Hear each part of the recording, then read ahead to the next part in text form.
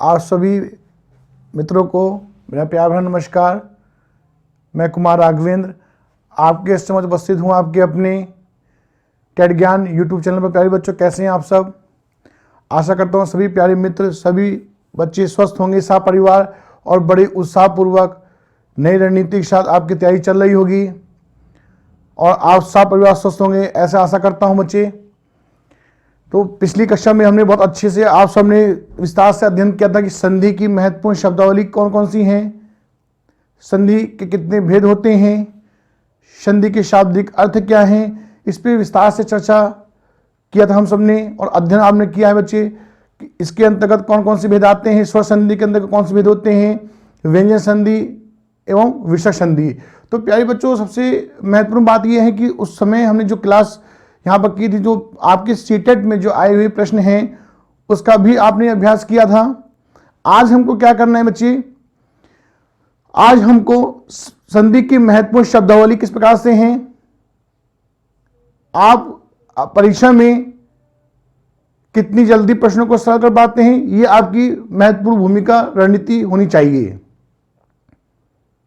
इसके लिए आपको अपनी रणनीति बनानी होगी। मैं तो आपको बताऊंगा ही प्यारे बच्चों, प्यारे मित्रों सभी। तो इस बात का ध्यान दीजिएगा कि आने वाले संभावित प्रश्न हैं जो आपके आगामी परीक्षा की दृष्टि से अति महत्वपूर्ण हैं। निश्चित रूप से बच्चे, आप सभी जो आपकी सीटेट की परीक्षा होगी, जितना मैंने आपको पढ़ाया है, संधि में अध्ययन आपने किया है, निश्चित रूप से प्यारे बच्चे एक भी एग्जाम्पल आपके जितने भी मैंने आपको स्वर संधि पढ़ाया है, व्यंजन संधि एवं विसर्ग संधि, उससे बाहर नहीं जाएगा। प्रश्न जो हैं सीटेट में आए हुए प्रश्न आपने विस्तार से उसका अध्ययन किया और विस्तार से आपने अभ्यास भी किया बच्चे। आपने अभ्यास किया, जो प्रश्न आपके आ चुके हैं विस्तार से आपने अध्ययन किया, आपने पढ़ा, आपने समझा और आज हम संभावित प्रश्न को भी समझेंगे।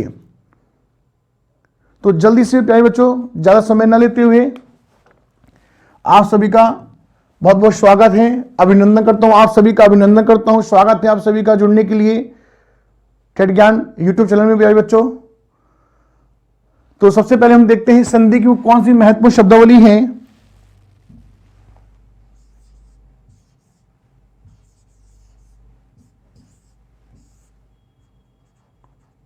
ये प्यारे बच्चों आपको समझना है संधि। तो आपको मैं बताया बच्चे संधि का शाब्दिक अर्थ क्या है, तो देख लेते हैं संधि का शाब्दिक अर्थ जो मैंने आपको बताया था बच्चे क्या है। शाब्दिक एवं कोशगत अर्थ क्या है, तो शाब्दिक एवं कोशगत अर्थ हैं मेल, सुलह और बच्चे एवं समझौता।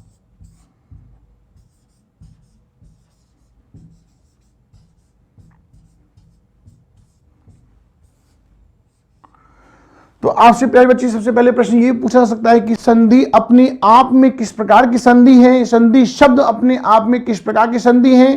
तो आपका उत्तर होना चाहिए संधि शब्द जो है, संधि शब्द में कौन सी संधि बच्चे? संधि शब्द में बच्चे व्यंजन संधि है। कौन सी संधि बच्चे? व्यंजन संधि। इस बात का ध्यान रखिएगा, आपसे प्रश्न पूछा जा सकता है संधि शब्द में व्यंजन संधि है।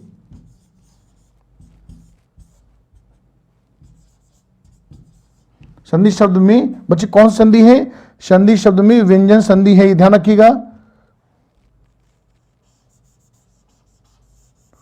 संधि शब्द में व्यंजन संधि है। और संधि शब्द बच्चे किससे मिलकर बना हुआ है? तो संधि शब्द मिलकर बना है बच्चे किससे? शम हलंत जमा धी से। इस बात को आपको ध्यान रखना है, ये आपकी परीक्षा की दृष्टि से अति महत्वपूर्ण है और प्रश्न आपसे आगामी परीक्षा में पूछे जा सकते हैं। और आपको ध्यान रखना है, आपको मालूम भी है बच्चे संधि के कितने भेद होते हैं, तो संधि के 3 भेद होते हैं। संधि के 3 भेद होते हैं। आगे हम चर्चा करते हैं इस बात की बच्चे। देखिएगा संधि बच्चे कितने भेद हैं। संधि के 3 भेद होते हैं।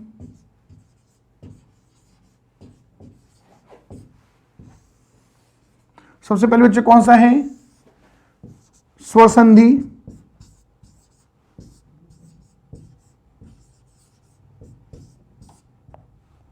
इसके बच्चे कितने भेद हैं? 5 भेद होते हैं स्वर संधि के। और उपभेद किसे कहते हैं? आपसे पूछा जा सकता है कि स्वर संधि के कितने उपभेद हैं?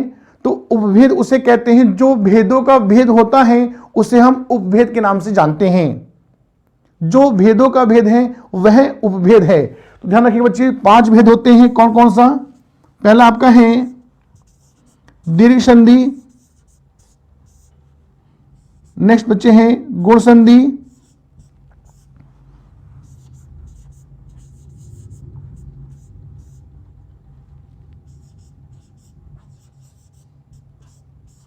गुण संधि।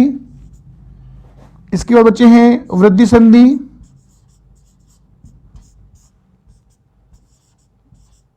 यण संधि एवं अयादि संधि। ये आपको ध्यान रखना है। इसके बाद बच्चे हैं नेक्स्ट व्यंजन संधि।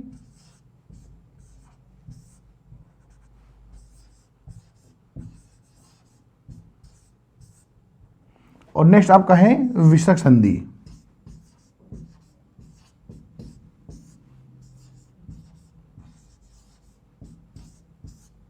विसर्ग संधि। तो इस प्रकार से संधि के 3 भेद होते हैं। सबसे पहला आपका है स्वर संधि, जिसके 5 भेद हैं।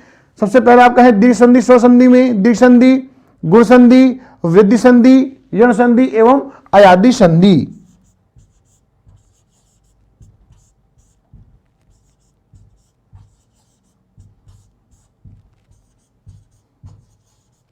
अयादि संधि। तो इस प्रकार से आपसे प्रश्न पूछा जा सकता है कि स्वर संधि कितने भेद हैं? 5 भेद होते हैं। और संधि के कितने भेद हैं? तो संधि के 3 भेद होते हैं। आगे बच्चे समझना है आपको। स्वर संधि में एक स्वर संधि की पहचान के लिए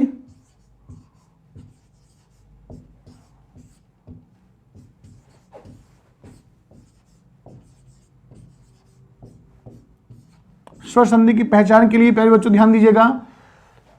एक मैं डायग्राम बनाता हूं, चार्ट, जिसके माध्यम से आपको समझाने का प्रयास करूंगा बच्चे।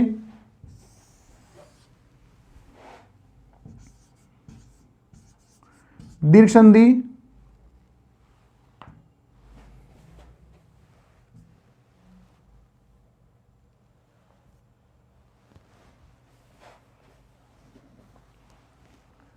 दीर्घ संधि, गुण संधि, वृद्धि संधि, यण संधि,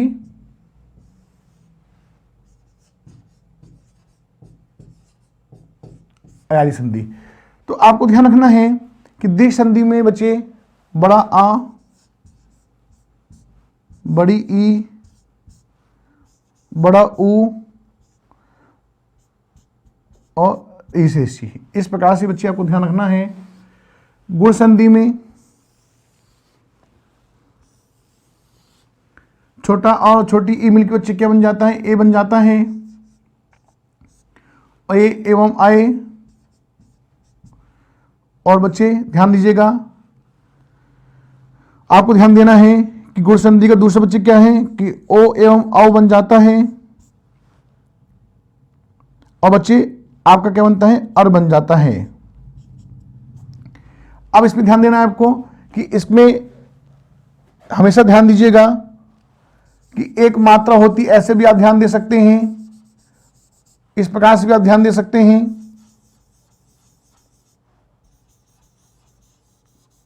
कि गुण संधि की मात्रा बच्चे कितनी होती हैं? गुण संधि की मात्रा आपकी 1 होती हैं। कितनी होती बच्ची?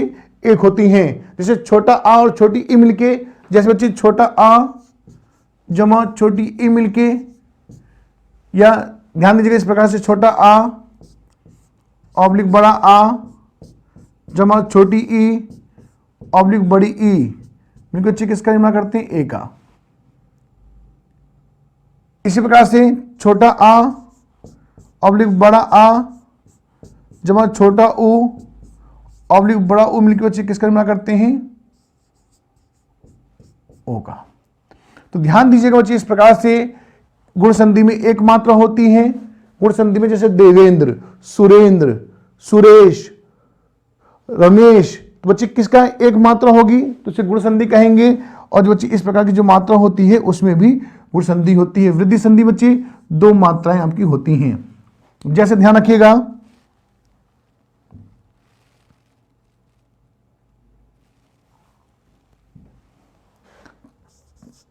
अ ऑब्लिक बड़ा आ जमा ए ऑब्लिक आई मिलकर बच्चे क्या बन जाता है? ए ही बनता है।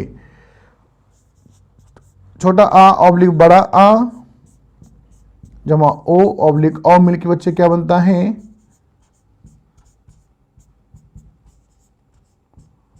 औ का निर्माण होता है। इसे बच्चे क्या कहते हैं? इसे हम वृद्धि संधि के नाम से जानते हैं। किसके नाम से? वृद्धि संधि के नाम से जानते हैं। तो ध्यान दीजिएगा बच्चे, यहां पर आपके दो मात्राएं हैं और इस प्रकार से जो आप देखेंगे दो मात्राएं होती हैं जिसको हम औ के नाम से प्रदर्शित करते हैं, जिसको हम ऐ के नाम से प्रदर्शित करते हैं। यह संधि बच्चे य, आगे देखिएगा र और व, इसके बच्चे क्या होता है? उच्चारण होता है। और बच्चे इसमें ऐ, आए, औ, ऐ, आए,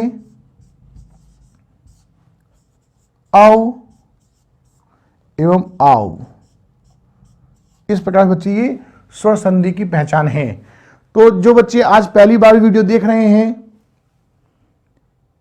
तो आपको समस्या हो सकती है समझने में, हो सकता है कि आपको नहीं समझ में आ रहा होगा या आपका कॉन्सेप्ट क्लियर है, तो निश्चित रूप से आप समझ पा रहे होंगे। प्यारे मित्रों, कभी भी ध्यान रखिएगा आप लोग, पेपर टफ नहीं होता है, पेपर होता है कॉन्सेप्ट बेस्ड। अगर आपको कॉन्सेप्ट क्लियर है तो आप किसी भी प्रश्न का बहुत सरलता से उत्तर दे पाएंगे। क्योंकि प्यारे बच्चे, प्रश्न क्या कहना चाहते हैं, प्रश्न पढ़ते कुछ और हैं, समझते कुछ और हैं और उत्तर कुछ और देते हैं बच्चे। और आज वर्तमान समय इस प्रकार से जैसे समय बीतता है तो निश्चित रूप में परिवर्तन आता है प्यारे बच्चों। तो ध्यान रखिएगा, इसी प्रकार से आज का जो समय है कॉन्सेप्ट में कॉन्सेप्ट और फैक्चुअल में फैक्चुअल, क्योंकि आज 500 बच्चों में एक बच्चे को नौकरी मिलती है। आप देख रहे हैं कि कैसा समय आया, पूरा विश्व जूझ रहा है इस समस्या से और आपको सावधानी पूर्वक रहकर भी तैयारी करनी है, आगे बढ़ना है, अपना परचम लहराना है। तो आपको एक रणनीति बनाकर कार्य करना होगा, क्योंकि पढ़ते सभी हैं लेकिन सबका सिलेक्शन नहीं होता है बच्चे। जिनका सिलेक्शन होता है उनके तरीके अलग होते हैं, रणनीति अलग होती है। आपको भीड़ से एकदम अलग दिखना है, उसके लिए क्या करना होगा? आपको अपने स्तर पर ही रणनीति आपको बनानी होगी। तो इसलिए ये स्वर संधि की पहचान है। जो प्यारे मित्र पहली बार वीडियो देख रहे हैं, इसके पहले टेड ज्ञान यूट्यूब चैनल पर संधि के वीडियो अपलोड है, आप जाकर देख सकते हैं। देखने के बाद आपका कॉन्सेप्ट क्लियर हो जाएगा और ऐसे आशा करता हूं कोई समस्या संधि से संबंधित नहीं होगी। तो ये तो बच्चे आगे हैं, स्वर संधि से आगे समझ लेते हैं। इसी में हम आगे बात कर लेते हैं कि ये तो बहुत अच्छे से आपको समझ में आ गया होगा।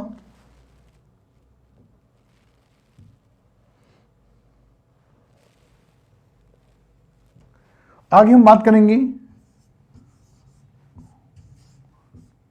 व्यंजन की।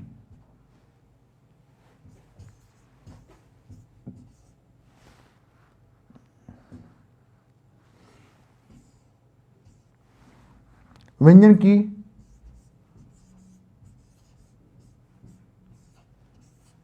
पहचान। अब इसकी व्यंजन की पहचान क्या है? ध्यान दीजिएगा कि व्यंजन संधि का पहला वर्ण, व्यंजन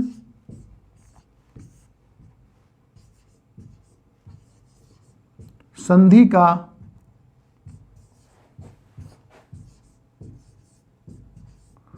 पहला वर्ण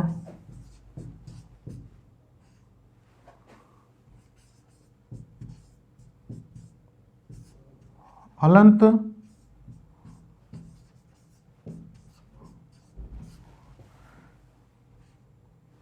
हलंत युक्त होता है, हलंत युक्त होता है। अब ध्यान रखिएगा बच्चे यहां पर कि आधा न, आधा च, आधा ज, आधा ल और द, ये सभी ता में परिवर्तित हो जाते हैं, सभी ता में परिवर्तित हो जाते हैं। एक एक एग्जाम्पल के द्वारा समझिएगा। जैसे लिखा है उच्चारण, उच्चारण।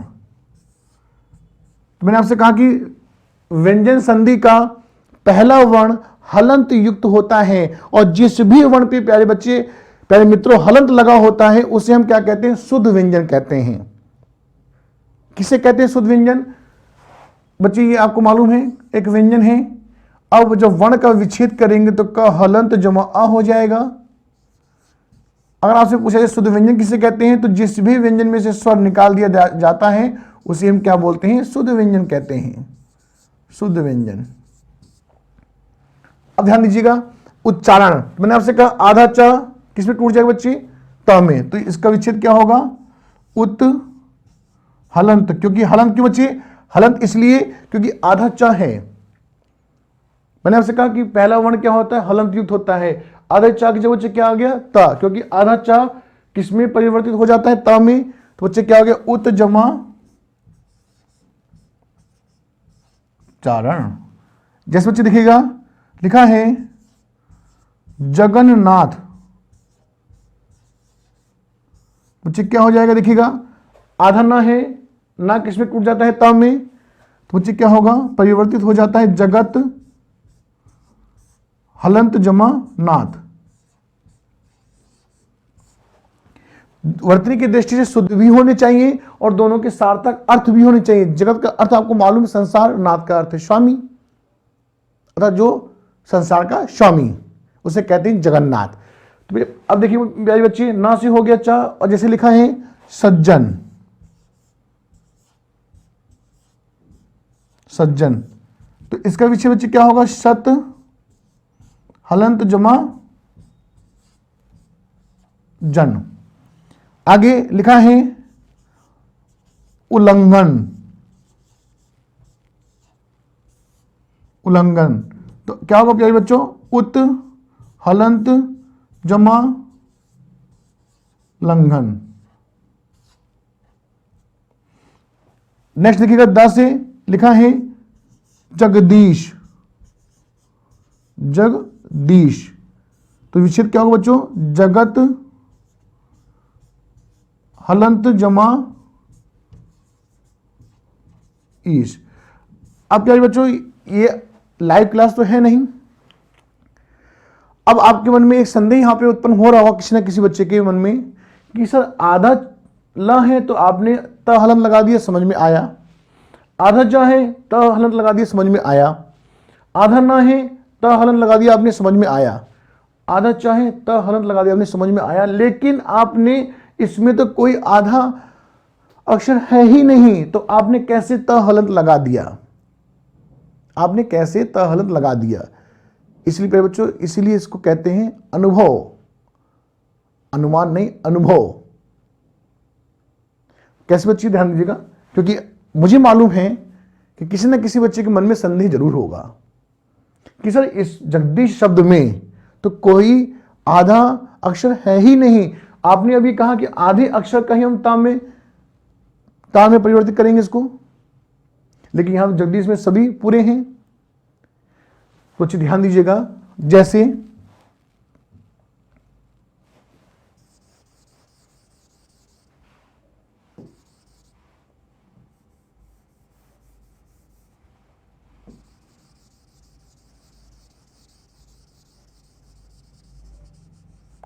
यहां पे आपको ध्यान देना है। देखिएगा जिसमें लिखा है जगदीश, तो इसको ऐसे इसका विच्छेद करना है शब्द का कि दोनों के सार्थक अर्थ भी हो और वर्तनी की दृष्टि शुद्ध भी हो। तो इसका विच्छेद हमने कर दिया जगत, जगत जमा ईश।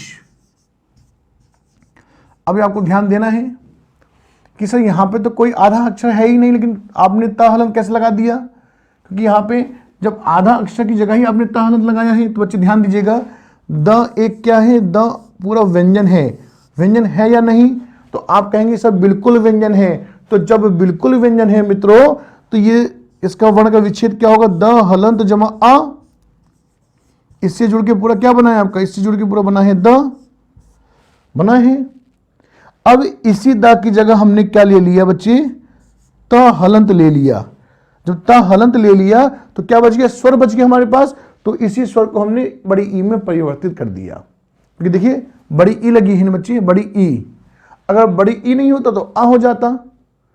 तो द का बच्चे देखिए द किस में बदल जाता है? ता में। तो द बदल गया ता में। तो हमने क्या लगा दिया? हलंत, क्योंकि हलंत युक्त होता है पहला वर्ण। और जमा देखिएगा बड़ी ई। आपको समझ में आ गया होगा। क्योंकि बच्चे देखिए द कैसे बनता है वर्ण, इसका विच्छेद करेंगे द हलंत जमा अ, इससे मिलकर पूरा आपका द बन जाता है, पूरा व्यंजन। और जब आप स्वर निकाल देंगे तो यही हमारा शुद्ध व्यंजन हो जाता है। तो द हलंत की जगह पे क्या आ गया? त हलंत और जमा बड़ी ई। जमा बच्चे क्या हो गया? बड़ी ई। तो इसी प्रकार से प्यारे बच्चों आपको समझ में आ गया होगा बहुत अच्छे से कि इसको हमने क्या कहा?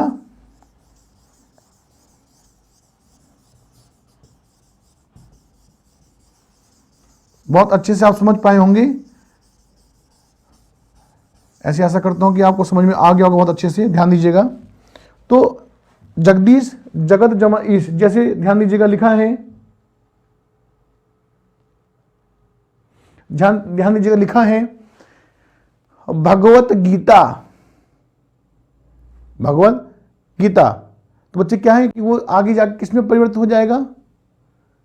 तो इस बात को ध्यान देना, जैसे लिखा है वाण्मय, ये कोई भी है इनमें से देखिएगा, जैसे लिखा है पल्लव। क्या लिखा है बच्चे? पल्लव। तो पल्लव में कौन संधि है? व्यंजन संधि, क्योंकि आधा ल है। तो इसका विच्छेद क्या होगा? पत हलंत जमा लव, पल्लव। यह आपको बहुत अच्छे से समझ में आ गया होगा। तो आगे देखिएगा, ध्यान से पढ़िए, समझिएगा। तो ये तो आपने समझ लिया। इसके साथ साथ आपका जो बच्चे होता है ये द, ये किस में परिवर्तित हो जाता है? ये परिवर्तित हो जाता है ट में। कैसे? जैसे ध्यान दीजिएगा लिखा है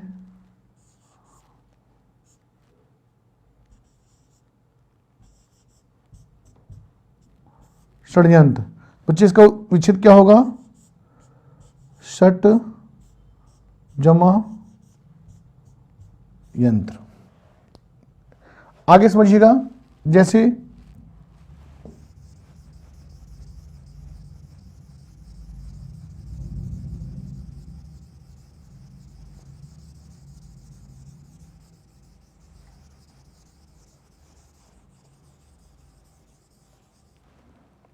आगे ध्यान दीजिएगा,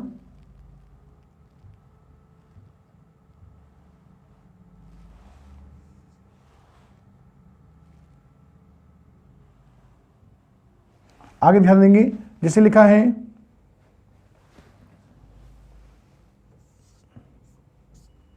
ये बच्चे किस में बदल जाता है? ये क में परिवर्तित हो जाता है। कैसे? ग हलंत क हलंत में। कैसे? ध्यान दीजिएगा, जैसे लिखा है वागदत्ता। वागदत्ता। तो बच्चा क्या हो जाएगा इसका विच्छेद? ग की जगह क्या आ जाएगा? क हलंत वाग जमा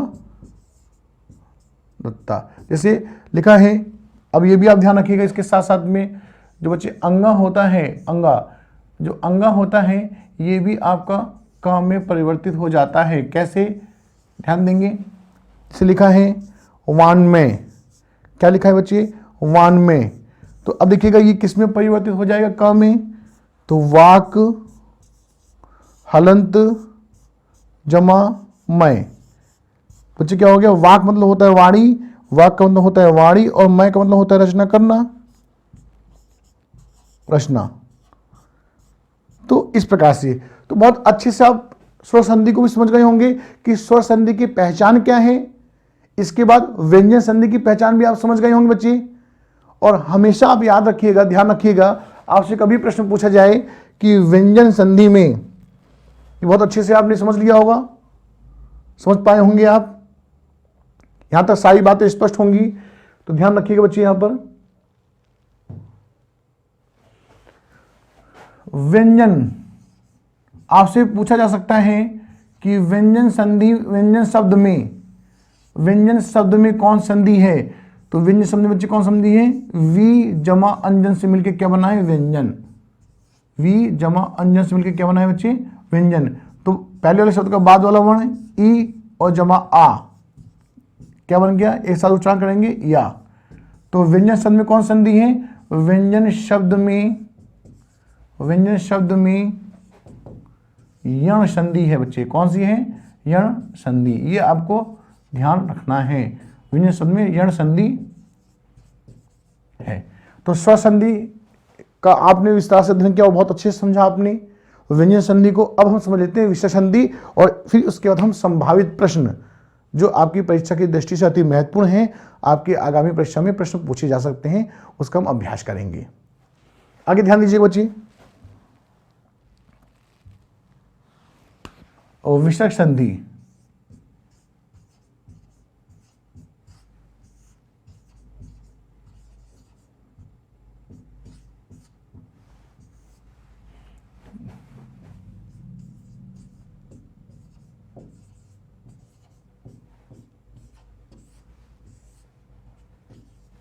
आपको ये ध्यान देना है कि विषय संधि का पहला वर्ण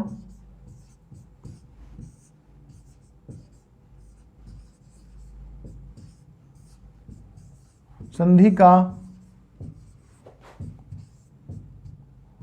पहला वर्ण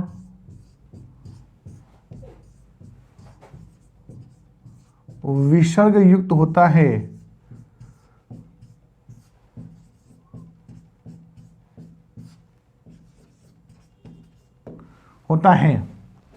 इसके बच्चे कुछ पॉइंट हैं, जैसे देखिएगा, ध्यान से समझिएगा कि विसर्ग का बच्चे क्या हो जाता है?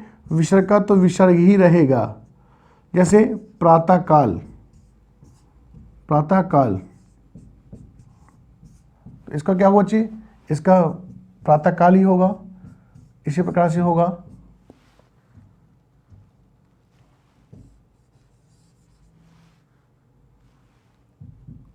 प्रातः काल, ऐसे ही रहेगा बच्चे। ये सेकंड पॉइंट क्या है? सेकंड पॉइंट आपका है कि तालव्य सा कहीं आपको दिखाई दे तो वही बच्चे विसर्ग में परिवर्तित हो जाता है। कैसे? जैसे लिखा है निश्चल, तो इसका विच्छेद क्या होगा बच्चे? नी विसर्ग जमा चल। दूसरा पॉइंट है, आगे समझिएगा। तीसरा पॉइंट, आपको कहीं पर आधा मूर्धन्य सा दिखाई दे तो वो भी विसर्ग में परिवर्तित हो जाता है। कैसे? निष्पाप, इसका विच्छेद क्या होगा बच्चे? नी विसर्ग जमा पाप। बहुत अच्छे समझ पा रहे होंगे आप। यह आपकी शॉर्ट ट्रिक है कि आप कम समय में ज्यादा से ज्यादा प्रश्न हल कर पाएं, उसका उत्तर दे पाएं। आगे ध्यान दीजिएगा, जैसे लिखा है आधा दंत शाह, यह भी विसर्ग में परिवर्तित हो जाता है। जैसे निस्तेज, नी विसर्ग जमा तेज। नेक्स्ट पॉइंट, आपको मन विसर्ग दिखाई दे बच्चे, किस शब्द में मन विसर्ग? तो ये ओ में परिवर्तित हो जाता है। कैसे? मन विसर्ग जमा गति, तो क्या हो जाएगा बच्चे? मनोगति, मनोगति। नेक्स्ट है तप विसर्ग बच्चे किस में परिवर्तित हो जाता है? ओ में। जैसे लिखा है तपोबल, तो विच्छेद क्या होगा? तप विसर्ग जमा बल। अब इसी विसर्ग की जगह पे क्या आ जाएगा बच्चे, तपोबल। नेक्स्ट पॉइंट आपका है, 7वां पॉइंट आपका है, अध कहीं पर दिखाई दे, अध विसर्ग, तो ये भी अपने ओ में परिवर्तित हो जाता है। जैसे अध विसर्ग जमा गति, तो एक शब्द आपको बन जाएगा क्या, अधोगति। नेक्स्ट, आपको कहीं पर यश दिखाई दे, यश विसर्ग, तो ये भी ओ में परिवर्तित हो जाता है। जैसे लिखा है यश विसर्ग जमा गान, तो प्यारे बच्चों क्या शब्द बन जाएगा आपका, यशोगान, यशोगान। आपके 8 पॉइंट हैं। जैसे सर विसर्ग जमा ज, सरोज, मन विसर्ग जमा ज, मनोज। तो इस प्रकार से यहां पे देखिएगा, इतने पॉइंट आपने नोट कर लिए हैं। तो ये विसर्ग संधि की पहचान है। विसर्ग संधि का पहला वर्ण विसर्ग युक्त होता है। तो आप 2 पॉइंट आप नोट कर पाए होंगे।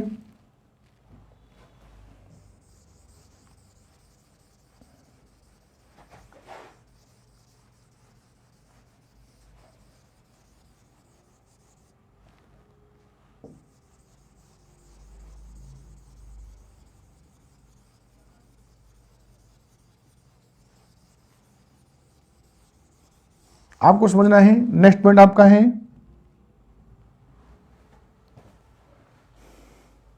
आठ पॉइंट आपके हो गए बच्चे। देखिएगा नेक्स्ट पॉइंट आपका है, 9वां पॉइंट आपका है, कहीं पर आपको दिखाई दे यस, सर, सर विसर्ग, तो ये भी ओ में परिवर्तित हो जाता है। जैसे सर विसर्ग जमा जा, तो बच्चे क्या शब्द बनेगा, सरोज, सरोज। तो इस प्रकार से आपके 9 से 10 आपके पॉइंट होते हैं। आपको कहीं पर यश विसर्ग दिखाई दे, मन विसर्ग, तप विसर्ग, अध विसर्ग और प्यारे बच्चे सर विसर्ग, तो ये सभी क्या होते हैं, ये सभी आपके विसर्ग संधि के उदाहरण हैं। और 10वां बच्चे देखिएगा, अगर कहीं पे आपको आधार विसर्ग बच्चे आधार हो, तो ये भी किसमें, विसर्ग में परिवर्तित हो जाता है। कैसे, जैसे ध्यान दीजिएगा, लिखा है नि विसर्ग जमा धन, तो इस विसर्ग की जगह पर आधार आ जाता है। जैसे निर्धन, क्या होगे बच्चे, निर्धन। इस प्रकार से निर्धन,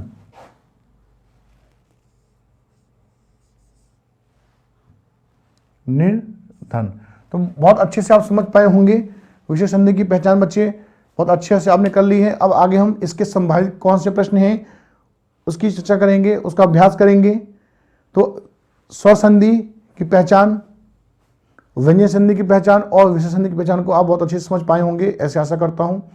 तो अब कोई संदेह नहीं होगा, किसी भी कॉन्सेप्ट में बहुत अच्छे से आपको समझ में आ गया होगा। तो आगे हम बढ़ते हैं अपने प्रश्न की ओर। पहला आपका प्रश्न है, गणेश किस संधि का उदाहरण है, गणेश किस संधि का उदाहरण है। पहला प्रश्न आपका है गणेश। अगर गणेश शब्द यहां पूछा गया है, अगर यही प्रश्न आपका गणेश में पूछा जाता है समास की दृष्टि से कि गणेश शब्द में कौन सा समास है, किसको कहते हैं बच्चे, तो आपका उत्तर क्या होता है, बहुव्रीहि समास। क्यों, दो शब्द जब किसी तीसरे के लिए ऋण हो जाते हैं, जब दो शब्द किसी तीसरे के लिए ऋण हो जाते हैं तो उसमें क्या बोलते हैं, बहुव्रीहि समास। इसकी विशेष पहचान होती है बहुव्रीहि समास की कि किसी विशेष ईश्वर, नदी और व्यक्ति की ओर संकेत करते हैं। जैसे लंबोदर, गजोदर, किसके लिए, गणेश जी के लिए है। आपसे पूछा जाए कि गजोदर किसके लिए है, गणेश जी के लिए। लंबोदर, एक दंत, किसके लिए, गणेश जी के लिए। अगर यहीं पर आपसे पूछा जाए गणेश शब्द क्या है, आप कहेंगे तत्सम, क्योंकि अण ध्वनि जो होती है ये किसमें, अपने तद्भव में दंतशा में परिवर्तित हो जाती है। ये जो आपको बच्चे देखिए तालव्य है ना, ये आपकी तत्सम ध्वनि आपके तद्भव में दंतशा में परिवर्तित हो जाती है, और अण ध्वनि आपकी दंतशा उसमें नाम में परिवर्तित हो जाती है। जैसे जो अवधी भाषाभाषी क्षेत्र के जो व्यक्ति होते हैं, तो अवधी भाषाभाषी में बोला जाता है कि सब्जी लेबोगा कि नहीं लेबोगा, खाबोगा कि नहीं खाबोगा। जैसे रामायण बोलते तो रामायण नहीं निकलता, मुझे क्या निकलता है, रामायण। अनेकों ना प्रयोग करते हैं। गणेश बोलते तो गणेश नहीं, गणेश। ऊण, ऊण नहीं, ऊन।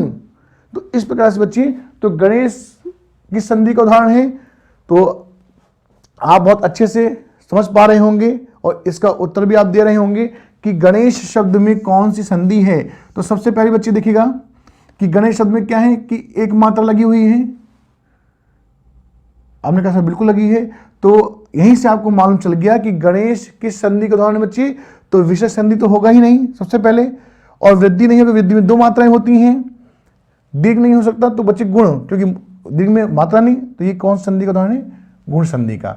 गणेश किस संधि का उदाहरण है, गुण संधि का उदाहरण है। अगला आपका प्रश्न है बच्चे, इत्यादि का संधि विच्छेद करें। इत्यादि का संधि विच्छेद, इत्यादि शब्द में कौन संधि है, संधि कितनी है, 3 प्रकार की हैं, स्वर संधि, व्यंजन, विसर्ग। तो स्वर हैं, स्वर 5 प्रकार के होते हैं, दीर्घ, गुण, वृद्धि, यण, आदि। और मैंने सब आपको पहचान में बताया बच्चे। तो जब आप इत्यादि का संधि विच्छेद करेंगे तो बच्चे क्या हो जाएगा, इति जमा आदि। तो पहले वाले शब्द का बाद वाला वर्ण बच्चे क्या है, छोटी ई है, मैंने आपको समझाया था। और बाद वाले शब्द का पहला वाला वर्ण जो का त्यों आ जाता है बच्चे, तो क्या आ गया, आ गया। तो आपने एक साथ इसका उच्चारण किया तो या का उच्चारण हुआ। तो कौन सी संधि बच्चे, तो इसमें आपका कौन सा होगा ऑप्शन सही, ऑप्शन डी, इति जमा आदि। और आपसे प्रश्न पूछा जाए, 2 प्रश्न पूछे जा सकते हैं कि इत्यादि का संधि विच्छेद, ऑप्शन डी सही है। इत्यादि में कौन सी संधि है, तो बच्चे इत्यादि में आपकी स्वर संधि है, इत्यादि में स्वर संधि है। और स्वर संधि, दूसरा प्रश्न ये बन गया आपका। देखिए 3 प्रश्न बन सकते हैं यहां से कि इत्यादि शब्द का संधि विच्छेद क्या है। आपने कहा, आपने उत्तर दिया 4 कि इति जमा आदि। दूसरा प्रश्न क्या बनेगा आपका कि इत्यादि शब्द किस संधि का उदाहरण है, स्वर संधि, व्यंजन संधि, विशेष संधि। ऑप्शन डी इनमें से कोई नहीं। तो आपका उत्तर होगा स्वर संधि। तीसरा क्या प्रश्न बनेगा इससे, तीसरा प्रश्न बनेगा कि ये इत्यादि शब्द स्वर संधि के कौन से भेद का उदाहरण है। तो उसके लिए आपको 5 आपको मालूम होनी चाहिए, तब आप उत्तर दे पाएंगे कि इत्यादि जो है स्वर संधि के अंतर्गत यण संधि का उदाहरण है, यण संधि, यण संधि। तो प्यारे बच्चों ध्यान दीजिएगा, ये बहुत अच्छे से आपको समझ में आ गया होगा। इत्यादि शब्द से 3 प्रश्न बनते हैं कि इत्यादि का संधि विच्छेद क्या है, ऑप्शन डी। इत्यादि किस संधि का उदाहरण है, स्वर संधि का। इत्यादि स्वर संधि के अंदर किस संधि का उदाहरण है, तो यण संधि का। तो 3 प्रश्न यहां से बनते हैं। आगे समझते हैं बच्चे। अगला प्रश्न हमारा है, पर्यावरण, पर्यावरण किस संधि का उदाहरण है। पर्यावरण किस संधि का उदाहरण है, ऑप्शन ए व्यंजन संधि, ऑप्शन बी यण संधि, ऑप्शन सी दीर्घ संधि, ऑप्शन डी वृद्धि संधि। तो सबसे पहले यहां पर वृद्धि तो आपको मालूम है कि नहीं होगा, व्यंजन भी नहीं होगा, आपको मालूम है। अब दीर्घ और यण में आपको समस्या है किसमें क्या हो सकता है। तो बच्चे पर्यावरण का जो संधि विच्छेद होता है परिजमा आवरण, पर्यावरण ईया, तो बच्चे कौन सा, यण संधि। तो बहुत अच्छे से आप समझ पा रहे होंगे, बहुत अच्छे से आप उत्तर दे पा रहे होंगे कि पर्यावरण में परिजमा आवरण। ईया मनोरंजन, देखिए मनोरंजन।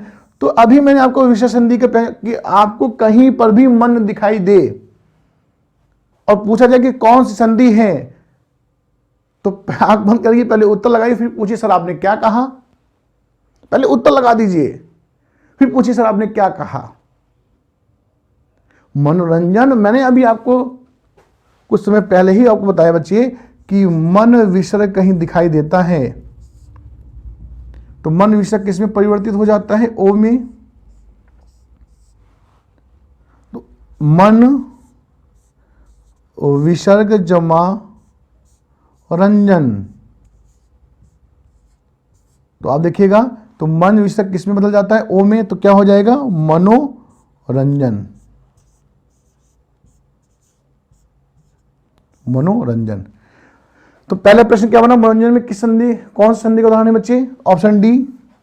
मनोरंजन का संधि विच्छेद क्या होगा, मन जमा रंजन। तो इससे दो प्रश्न बनते हैं सीधे कि मनोरंजन विशेष संधि का उदाहरण है, मनोरंजन का संधि विच्छेद क्या है, मन जमा रंजन। आगे ध्यान देंगे,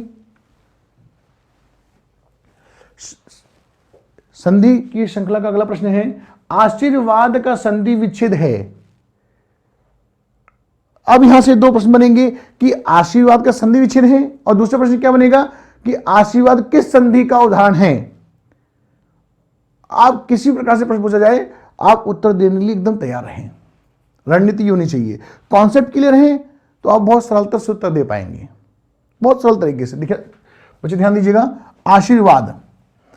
अब आपसे पूछा कि आशीर्वाद में क्या है बच्चे, तो मैंने आपको बताया था अभी कि आधा रा बच्चे कहां लगता है, आधा रा हमेशा ऊपर लगता है। और और आप में से किसी न किसी बच्चे को यह समस्या होगी कि सर आशीर्वाद, क्योंकि पूछ सकते नहीं है, लाइव क्लास हुई तो आप पूछ सकते थे, ऑफलाइन का माहौल आज ऑनलाइन में, क्योंकि बच्चे अनुमान नहीं अनुभव कार्य करता है। मुझे मालूम है कि बच्चे कहां पर क्या प्रश्न पूछते हैं, क्या प्रश्न पूछेंगे। तो आधारा कहां लगता है, तो हमेशा ध्यान दीजिएगा, आधारा पहली बात तो हमेशा ऊपर लगता है। जैसे मैंने कहा धर्म, तो जहां पर रा का साउंड आता है, रा की ध्वनि जहां आती है, किस बीच में आ रही है, ध और मां के बीच में, तो जिसके पहले जहां पर रा की ध्वनि आती है उसी के बाद वाले वर्ण के ऊपर रा लगा दिया जाता है। जैसे धर्म, तो किसके पहले आ रही बच्ची, मां के पहले, तो उसी पर आधारा ऊपर लग जाता है। तो इसमें क्या बच्ची, आसिर, आसिर, तो बच्चे कहां पे, श और वा के बीच में रा की ध्वनि आ रही है, तो किस पे लगेगा, वा पर लगेगा, वा के बाद। बच्चे क्या होगा इसका विच्छेद, तो इसका विच्छेद होगा आशीष जमा वाद। तो इसमें कौन संधि है, विषक संधि है।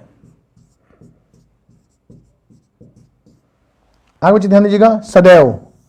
अब सदैव से यहां तीन प्रश्न बनेंगे आपके, सदैव से तीन प्रश्न पूछे जाएंगे कि सदैव में कौन सा संधि विच्छेद है, सदैव शब्द का संधि विच्छेद क्या होगा, सदैव किस संधि का उदाहरण है, स्वसंधि, व्यंजन संधि, विशेष संधि, या डी ऑप्शन इनमें से कोई नहीं। अगर स्वसंधि है तो स्वसंधि के अंतर्गत किस संधि का उदाहरण है। तो बच्चे ध्यान दीजिएगा, ये इसमें कौन संधि होगी, सदा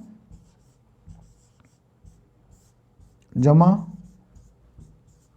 बच्चे क्या होगा, पहले वाले शब्द का बाद वाला बच्चे क्या है, बड़ा आ, और ए मिलकर बच्चा क्या बन जाएगा, सदैव। बच्चे क्या हो गया, दो मात्राएं हैं, मैंने आपको बताया था, तो बच्चे क्या है, वृद्धि संधि का उदाहरण है। किसके बच्चे, वृद्धि संधि का। अगला प्रश्न है, सन्मति का संधि विच्छेद, सन्मति का संधि विच्छेद। आगे ध्यान दीजिए बच्चे, मैंने आपको व्यंजन संधि की पहचान में आपको बताया था कि आधा न, आधा च, आधा ज, आधा ल और आधा द, ये सभी ता में परिवर्तित हो जाते हैं। तो ध्यान दीजिएगा, बहुत अच्छे से आप उत्तर दे पाएंगे बहुत सरल तरीके से कि आधा ना है तो सत जमा मति,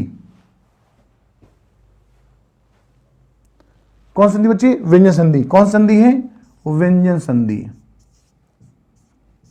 व्यंजन संधि। नेक्स्ट बच्चे है अजंत।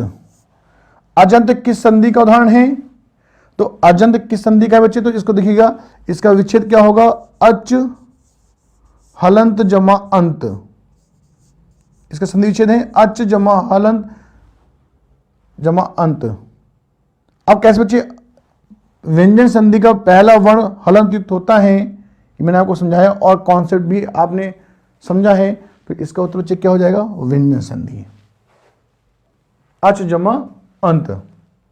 और मैंने आपको एक कहानी भी सुनाई होगी बच्चे कि कल्लू पहलवान की चाहे सिपाही महोदय मारे या हेड कांस्टेबल महोदय, प्रमोशन किसका होगा, एसआई महोदय का होगा। मैंने आपको बताया था बच्चे कि अगर ध्यान दीजिएगा यहाँ पर च जो होता है हलन, ये बच्चे किस में परिवर्तित हो जाता है, ज में परिवर्तित हो जाता है। तो वही बात तो है यहाँ पर कि देखिएगा च जा है, ये किस में लग गया, चा में, अजंत अच जमा अंत। अगला प्रश्न है परोपकार किस संधि का उदाहरण है, विसर्ग संधि, गुण संधि, नेक्स्ट आपका है बच्चे वृद्धि संधि, ऋण संधि। तो आपको समझना होगा यहां पे, अब यहां से भी 3 प्रश्न आपके बनते हैं। तो परोपकार में कौन संधि है, पर जमा उपकार। बच्चे पहले वाले शब्द का बाद वाला बच्चे क्या है, आ और जमा उ, मेरे को बच्चे क्या बना देते हैं, ओ। होगी बच्चे, कौन संधि है, गुण संधि है। और बच्चे ये भी प्रश्न पूछा जा सकता है, देखिए 2 प्रश्न आपके सामने हैं, संधि विच्छेद गुण संधि है, या प्रश्न ये भी पूछा जा सकता था कि परोपकार में कौन संधि है, विसर्ग व्यंजन स्वर। तो उत्तर क्या होगा, स्वर संधि भी इसमें है। क्या बच्चे, स्वर संधि का उदाहरण है, ये ध्यान रखिएगा। आगे दयानंद, दयानंद किस संधि का उदाहरण है, दयानंद किस संधि का उदाहरण है। तो बच्चे क्या होगा इसका विच्छेद, दया जमा आनंद,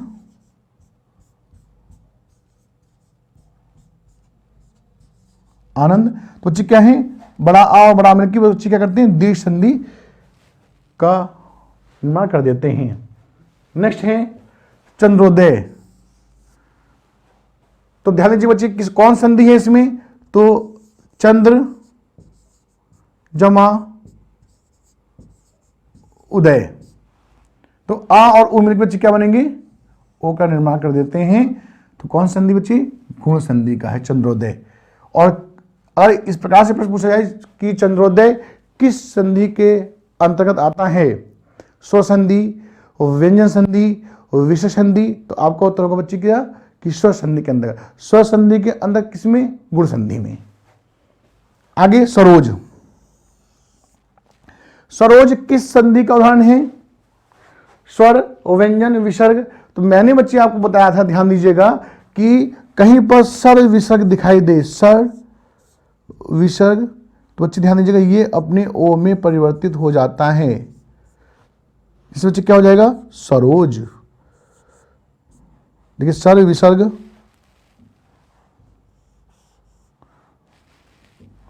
सर विसर्ग जमा जा, तो बच्चे क्या हो गया, सरोज,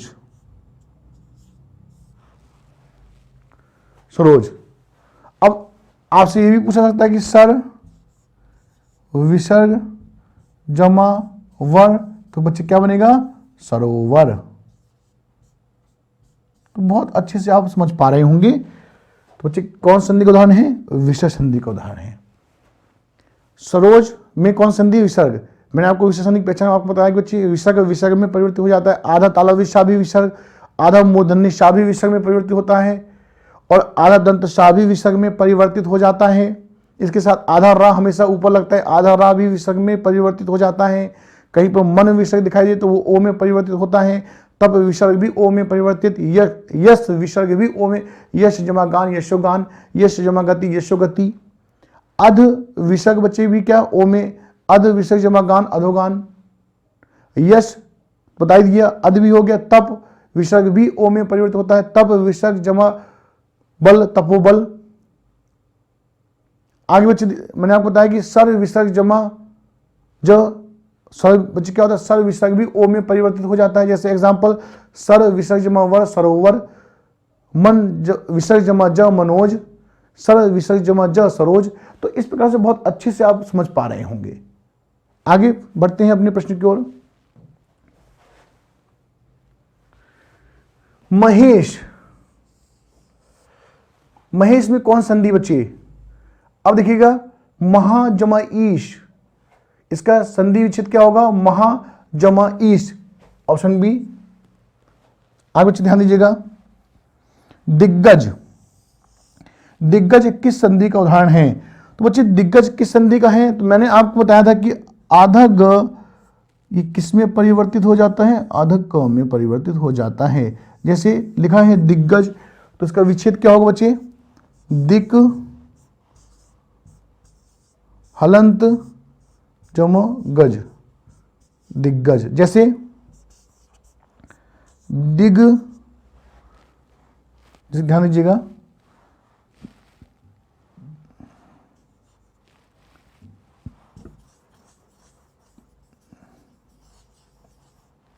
जैसे मैंने बताया था आपको वागवाणी, वागवाणी, क्या होगा इसका विच्छेद? वाक हलंत जमा वाणी। बहुत अच्छे से आपको समझ में आ गया होगा। जैसे वाण में वाक जमा में वागीश, वाक जमा ईश, बच्चे किसका उदाहरण है? व्यंजन संधि का, आधा गा। क्योंकि बच्चे मैंने आपसे कहा कि पहला वर्ण क्या होता है? हलंत युक्त होता है। बहुत अच्छे से आप मुस्कुराते हुए जब आप परीक्षा में बैठते हैं और पेपर देखते हैं, आपके चेहरे पर मुस्कुराहट आती है, तो इसका तात्पर्य यही है बच्चे कि आप परीक्षा में सफल हो रहे हैं। जब परिश्रम ही सफलता की जननी है, सब होने के लिए कोई शॉर्टकट नहीं है, और जिस प्रकार से आवश्यकता ही आविष्कार की जननी होती है, उसी प्रकार से परिश्रम ही सफलता की जननी है। परिश्रम करोगे, सफल अवश्य हो जाओगे। तो हमारी रणनीति होनी चाहिए, किस प्रकार से हम अपनी रणनीति बनाएं कि अपने लक्ष्य की ओर, अपने लक्ष्य को हम प्राप्त कर सकें। क्योंकि सभी बच्चे तैयारी कर रहे हैं, तो कुछ आपकी रणनीति अलग होगी, आपकी कार्यशैली अलग होगी।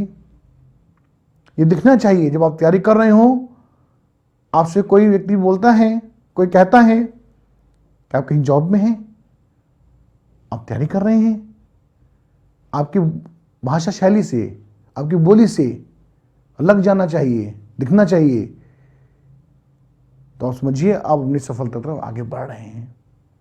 तो इसी प्रकार से आगे हम ध्यान देते हैं। दिग्गज में कौन संधि बच्चे? व्यंजन संधि। अगला प्रश्न है परमात्मा किस संधि का उदाहरण है? तो 3 प्रश्न बनेंगे।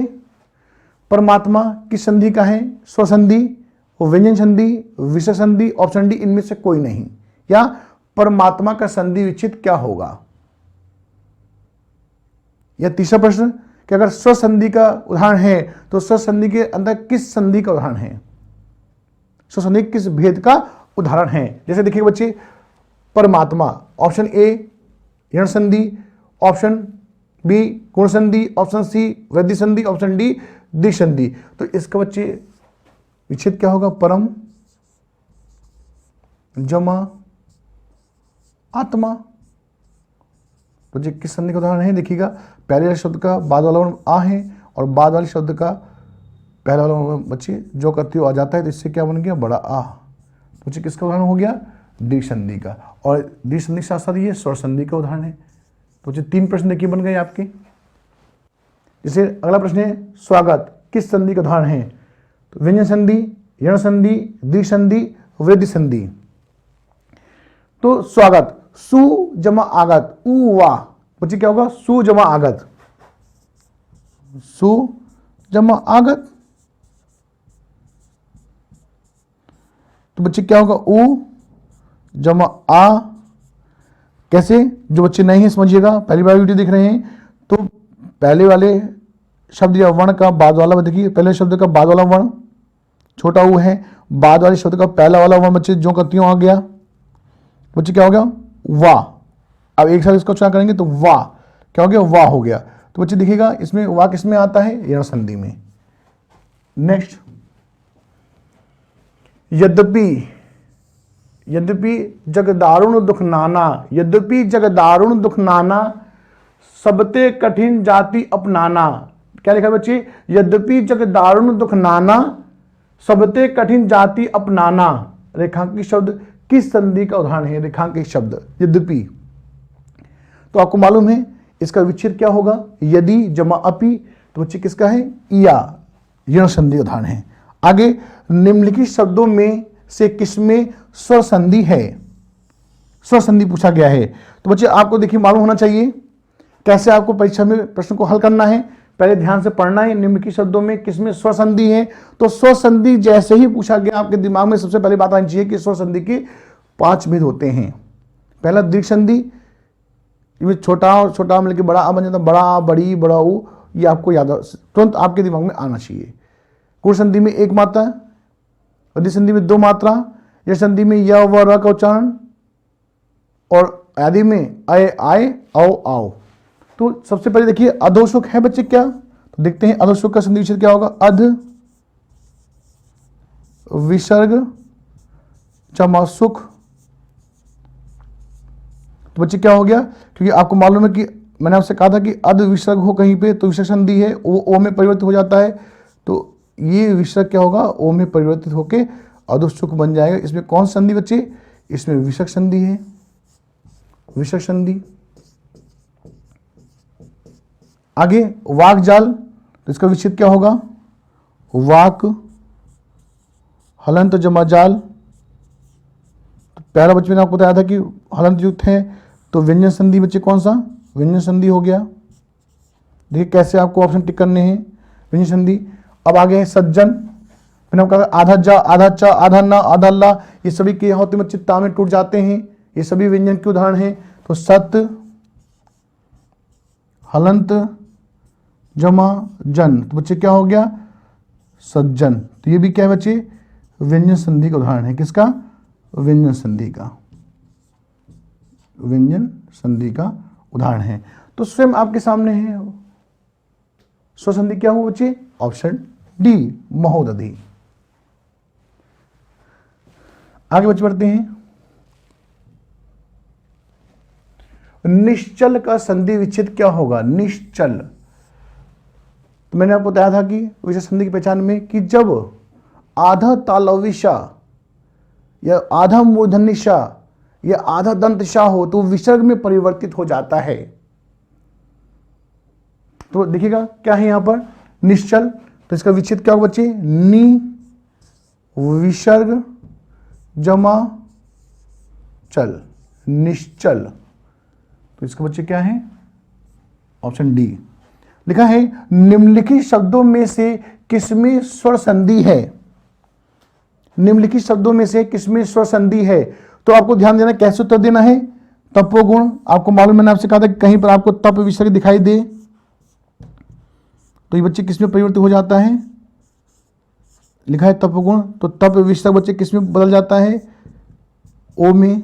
तो क्या हो गया, इसे एक शब्द बन गया तपोगुण। तपोगुण कौन संधि है, विसर्ग संधि है।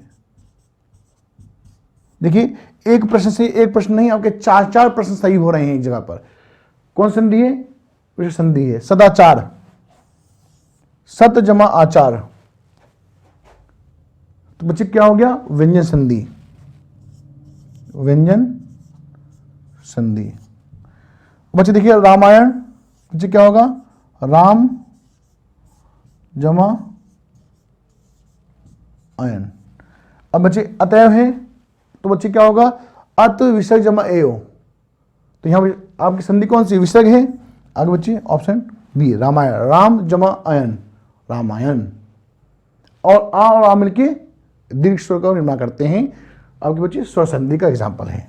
आगे ध्यान दीजिएगा, निम्नलिखित शब्दों में किसमें विसर्ग संधि है, निम्नलिखित में किसमें विसर्ग संधि है। उज्ज्वल, राजेंद्र, दुर्गम। अब यहां बच्चे यहां रिपीट हो गया है, देखिएगा दुर्गम। अब ये किस अवस्था में पूछा गया है कि दुर्विसर्ग जमा ग। अब यहां पे ऑप्शन आपको कौन सा सही लग रहा है बच्चे, क्योंकि ये तो आपका व्यंजन संधि है, ये आपका राजेंद्र क्या है, राजेंद्र में बच्चे यहां पर ये आपका गुण संधि है, राज जमा इंद्र। ये बच्चे क्या हो जाएगा, उत्त जमा ज्वल, ज्वल। ये बच्चे क्या होगा, राज जमा इंद्र, इंद्र। अब बच्चे यहां पर ध्यान दीजिएगा, यहां पर इसकी जगह पे क्या होना चाहिए था, इसकी जगह पर होना चाहिए था देवेंद्र, देवेंद्र। बच्चे क्या होगा, देव जमा इंद्र, इंद्र। बच्चे क्या हो गया, निश्चल, नी विसर्ग जमा चल, नी विसर्ग जमा चल, निश्चल। आगे ध्यान दीजिएगा, संधि के कितने भेद हैं? संधि के कितने भेद हैं? तो आप सभी को मालूम है कि संधि के 3 भेद हैं। चलिए आगे बढ़ते हैं। स्वर संधि का उदाहरण कौन सा है? वागीश, दिगंबर, रत्नाकर, दुष्कर्म। तो आपको मालूम है कि आधा मूर्धन्य ष विसर्ग संधि मालूम है आपको बच्चे, विसर्ग संधि। दिगंबर, दिक जमा अंबर, तो क्या हो जाएगा? दिक जमा अंबर। तो बच्चे ये क्या है? इसमें व्यंजन संधि है, व्यंजन संधि बच्चे। आगे वागीश, तो इसका क्या होगा? वाक जमा ईश, क्योंकि बच्चे बड़ी ई है। और रत्नाकर, रत्न जमा आकर। तो बच्चे क्या है? स्वर संधि का उदाहरण है आपका ऑप्शन सी। आगे है दिगंबर।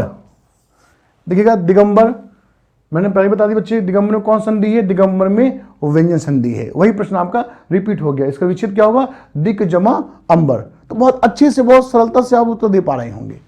दिगंबर। नेक्स्ट बच्चे हैं व्यर्थ शब्द में, व्यर्थ शब्द में किन वर्णों की संधि हुई है? तो बच्चे इसका विच्छेद क्या होता है?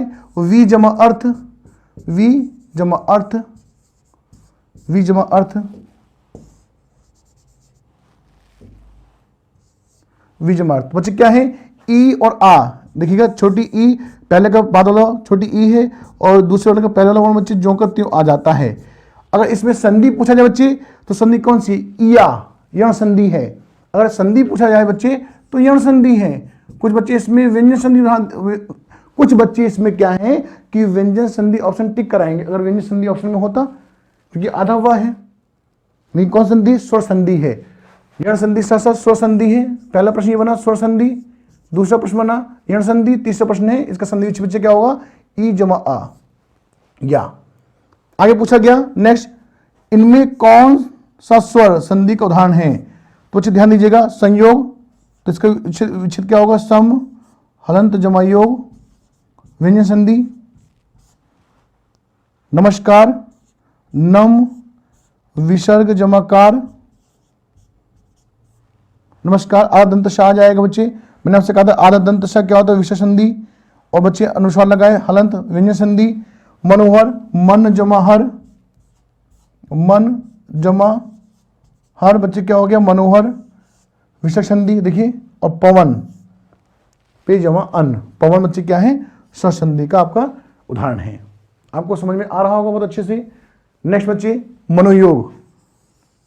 तो अब ये 3 प्रकार से प्रश्न पूछा जा सकता है, 2 प्रकार से। मनोयोग का संधि विच्छेद क्या है? मन विसर्ग जमा योग।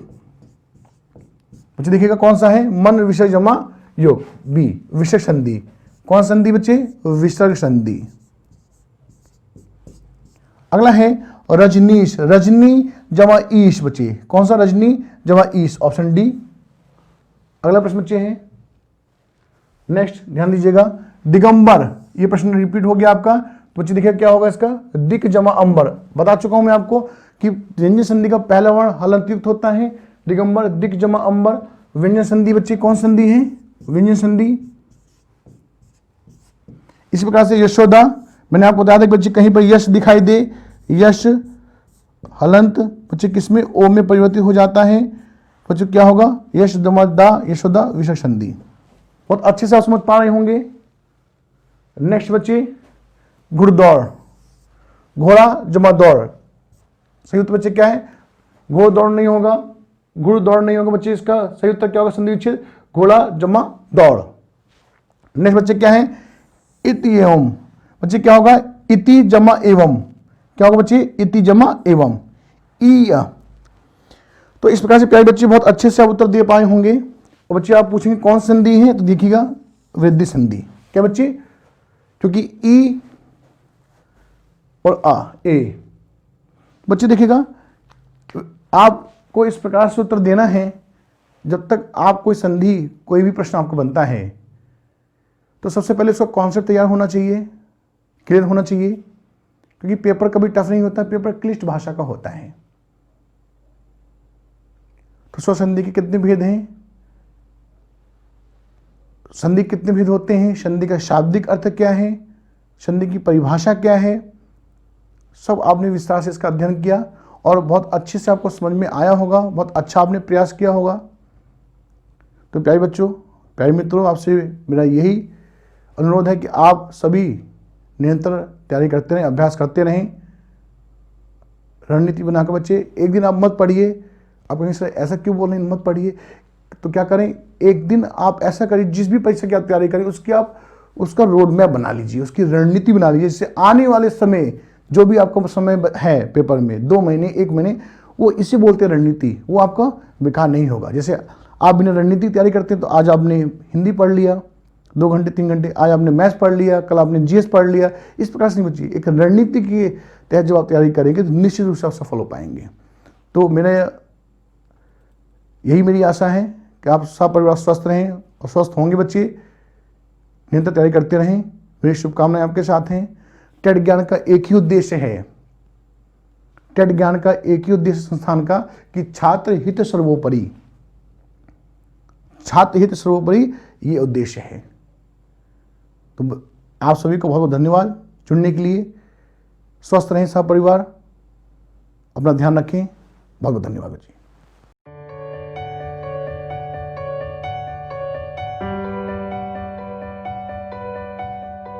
thank you